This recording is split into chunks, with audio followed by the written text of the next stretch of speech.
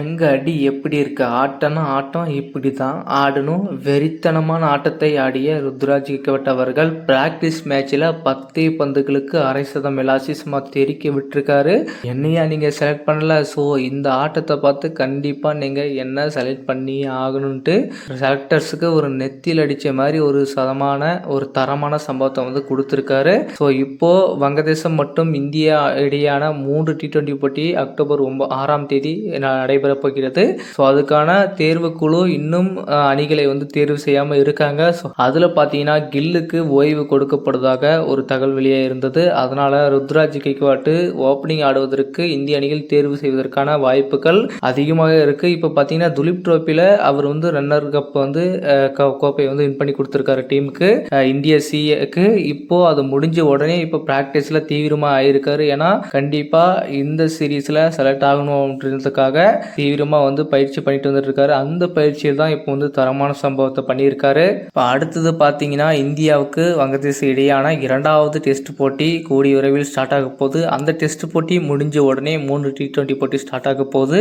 அந்த T20 போட்டிக்கான அணிகள் விவரம் கூடிய விரைவில் வெளியிட போறாங்க. அதுக்காக தான் ருத்ராஜ் கிக்வட் அவர்கள் இப்படி ஒரு சம்பவங்கள் வந்து பண்ணிட்டே இருக்காரு. ஸோ எங்களை வந்து எப்படி நீங்கள் ட்ராப் பண்ணலாம், ஜிம்பாப்வே சீரீஸில் பார்த்தீங்கன்னா வேற மாதிரி பர்ஃபார்மன்ஸ் கொடுத்துருந்தாரு. அதனை தொடர்ந்து ஸ்ரீலங்கா T20 தொடரில் பார்த்தீங்கன்னா அவரை வந்து ட்ராப் பண்ணிட்டாங்க. ஏன் ட்ராப் பண்ணாங்க, எதுக்கு எடுக்காமல் விட்டாங்க?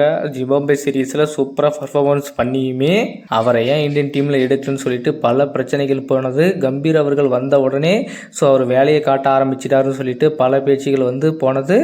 இப்போ பார்த்தீங்கன்னா ருத்ராஜ் கிக்வட் அவர்கள் அதையெல்லாம் தாண்டி எல்லாரையுமே வைக்கக்கூடிய ஒரு முக்கியமான தரமான சம்பவத்தை பண்ணியிருக்காரு.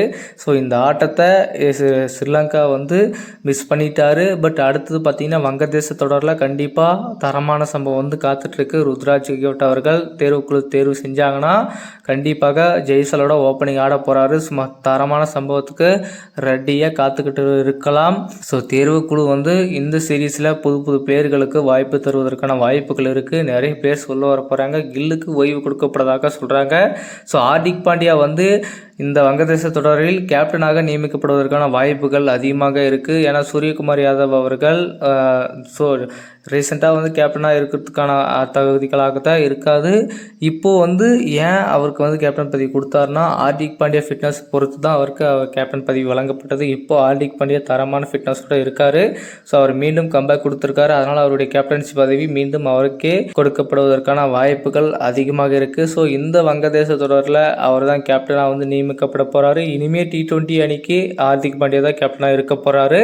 ஸோ கண்டிப்பாக ருத்ராஜ் கிக்வட் அவர்கள் 11ல் இருப்பதற்கான வாய்ப்புகள் அதிகமாக இருக்குது. நம்ம பார்ப்போம் எந்த மாதிரியான டீமை செலக்ட் பண்ண போகிறாங்க. ருத்ராஜ் கிக்வட் அவர்கள் இந்த டீம்லையாச்சும் செலக்ட் பண்ண போகிறாங்களா, இல்லை வந்து அதே மாதிரி பண்ண போகிறாங்களா அப்படின்றத நம்ம பார்ப்போம். ருத்ராஜ் கிக்வட் அவர்களின் ப்ராக்டிஸ் மேட்சில் அவருடைய தரமான சம்பவத்தை பற்றி உங்களுடைய கருத்துக்கள் என்றதை கமெண்ட்டில் சொல்லுங்கள்.